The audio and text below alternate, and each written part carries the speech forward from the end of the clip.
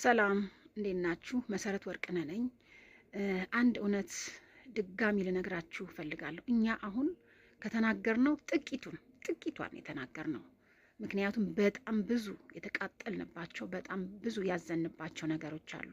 በለቅሶ ላይ ብዙ ነገሮች አልፈናል፣ ብዙ ችለናል፣ ብዙ አድርገናል።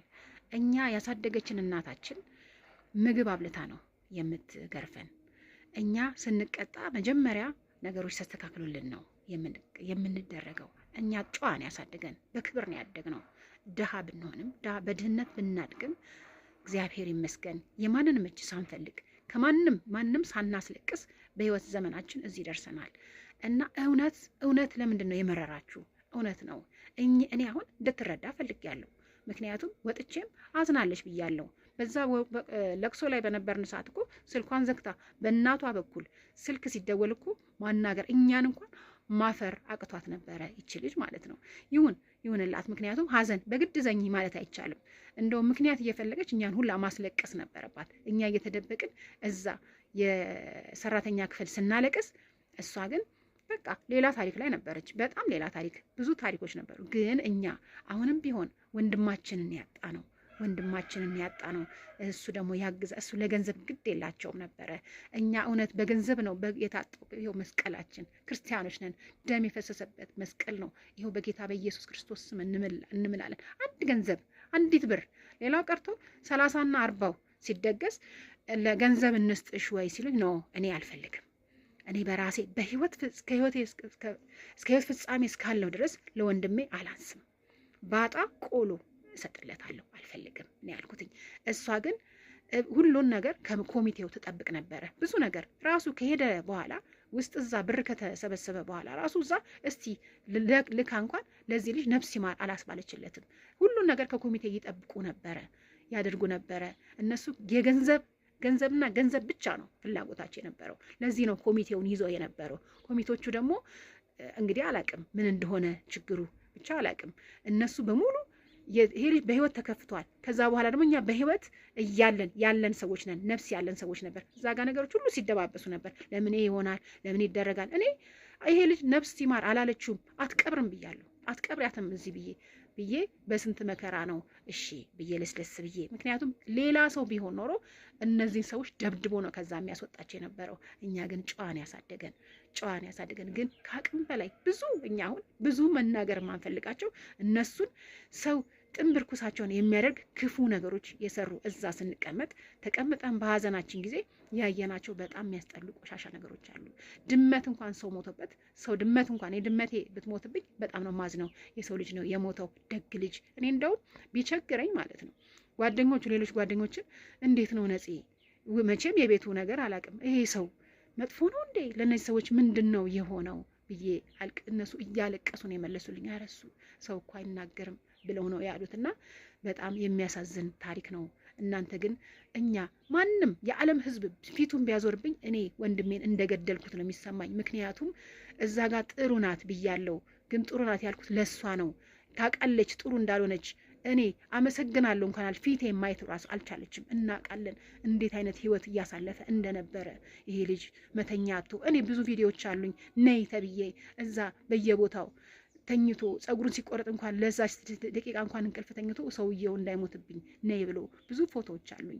እስቲም ቤት ሆኖ ተኝቶባቸው ሄጄ እስኪነሳ ጠብቄ ይሄ ልጅ ያወጣሁት ብዙ መከራ ብዙ ሀዘን ነው ያሳለፍ ነው። ይሄ ልጅ ግን እግዚአብሔር ፈርዶለት እኔ ግን የወንድሞቼ ልጆች እንዲጠቀሙ ብዬ ይሄንን ብያለሁ። አዎ ብያለሁ። ሁለት ምላስ ማለት ምን ማለት ነው? እኔ መጥፎ ናት ክፉ ናት እንዴት እላለሁ? ወጥቼ አልልም። ግን አሁን በጣም ድራማ ሲበዛ በጣም ያስጠላል፣ በጣም ያስከፋል። ይሄ ልጅ እኮ የሞተው አዝኖ ነው፣ ከፍቶት ነው። እኛም አልተረዳውም። ምክንያቱም ከመጀመሪያ ጀምሮ እኛን ለማለያየት ፈልገው ነበር። ሲታመም ነው የቀረብ ነው። እኛም ሲታመም ነው ሲያዝን ነው የቀረብ ነው። ይሄ ልጅን ተጫውተውበታል። እኛ ጋር ከቀረበ በኋላ እኮ መኪና እንዲገዛ አድርገነዋል። ይሄ ልጅ ብዙ ነገሮችን ቀዳዳዎችን እየሸፈነ ህይወትን ለማሸነፍ ፈልጎ ነበረ፣ ጓጉቶ ነበረ። ግን አሁን በሞቱ ላይ ሲሳለቁበት በጣም ነው የሚያሳዝነው። እንዴት ይሄንን ማስተዋል አቃታችሁ? ትልቅ ሚዲያዎች እንዴት ይሄንን ልጅ በሚዲያ ላይ የነበረ ፊቱን ከሰል እየመሰለ የኛን መከራ፣ ሀዘንን፣ ለቅሶን እንዴት ልትረዱ አላሰባችሁም? ይህ ልጅ ሚዲያ ላይ እኮ ፊቱ እሳት ከሰል እየመሰለ የነበረውን ምን የሚያስደብቅ ነገር አለ?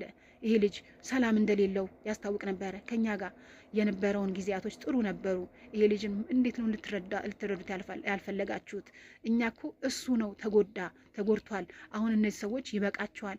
ይህን ያህል ካገኘች በቂ ነው። ከዚህ በኋላ ገንዘብ አይሰብሰብበት ነው ያልነው። በቃ ያልነው። ምክንያቱም በዙሪያው ያሉ ሰዎች ስናያቸው አስመሳይና ውሸታሞች ናቸው።